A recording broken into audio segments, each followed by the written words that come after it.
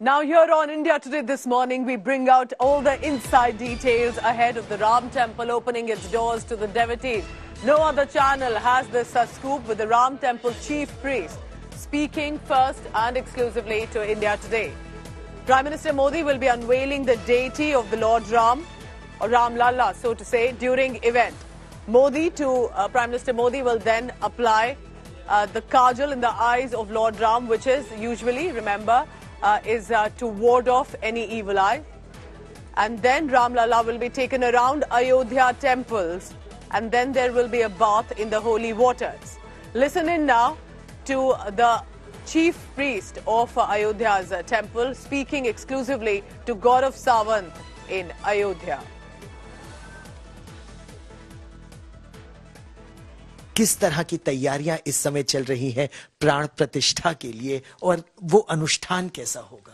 देखिए, तैयारियां इस प्रकार से, वो राम उत्सव है और राम उत्सव की जो तैयारियां हैं वो अपने आप में अद्भुत हैं, क्योंकि कोई भी कमी न रह जाए, चाहे वो आने वाले जो अतिथिगण हैं और निमंत्रित किए गए जो लोग हैं, वो सब उनकी आवास की और उनकी सुरक्षा की सारी व्यवस्था की गई है।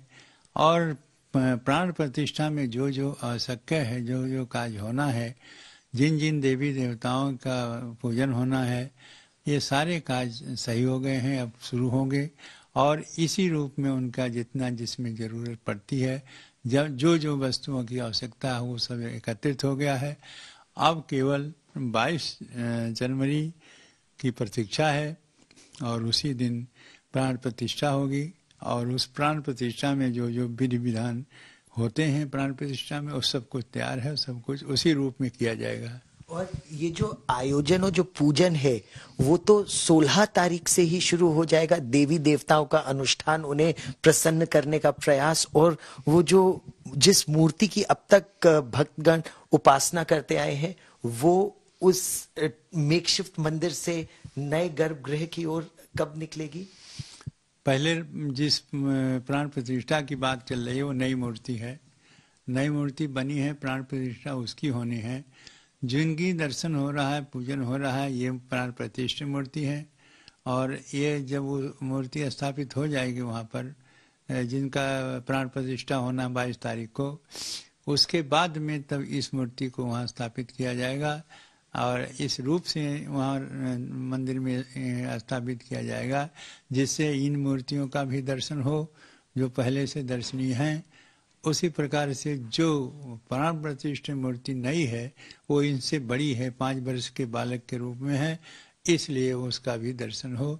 इसी हिसाब से, इसी व्यवस्था से वहाँ रखा जाएगा, जैसे कि आने वाले श्रद्धालु भक्तों को दर्शन इस मूर्ति में हो और उस प्राण प्रतिष्ठित मूर्ति का भी दर्शन हो। मुख्य यजमान इसके प्रधानमंत्री होंगे, तो वो जो अनुष्ठान होगा वो किस प्रकार से होगा आचार्य जी? अनुष्ठान वो मुख्यमंत्री केवल उस दिन प्राण प्रतिष्ठा के लिए हैं, बाकी कार्यक्रम प्रधानमंत्री जी उस दिन प्राण प्रतिष्ठा के लिए हैं मुख्य यजमान। बाकी कार्यक्रम जो होता है वो पहले से होता रहेगा। और वो कार्य जो है कई अनुष्ठान करना पड़ेगा, कई काम होते हैं उसमें, विशेषकर नवग्रह की पूजा होती है, देवी देवताओं की पूजा होती है, गणेश की पूजा होती है, अन्य देवताओं की पूजा होती है, इसलिए वो 15 से शुरू हो जाएगा। और विशेष रूप से जो प्राण प्रतिष्ठा की मूर्ति है उसको नगर भ्रमण कराया जाएगा। नगर भ्रमण के बाद में जब वो गर्भगृह में पहुँचेंगे तब उनको प्राण प्रतिष्ठा के रूप में जब हो जाने के बाद उस सिंहासन पर बैठाया जाएगा। और सिंहासन बैठने के बाद में तब उनको स्नान कराया जाएगा, वस्त्र धारण कराया जाएगा और माला फूल चंदन लगाया जाएगा। उसके बाद में उनको मुकुट और कुंडल पहराए करके और फिर उनकी आरती उतारी जाएगी, भोग लगेगा।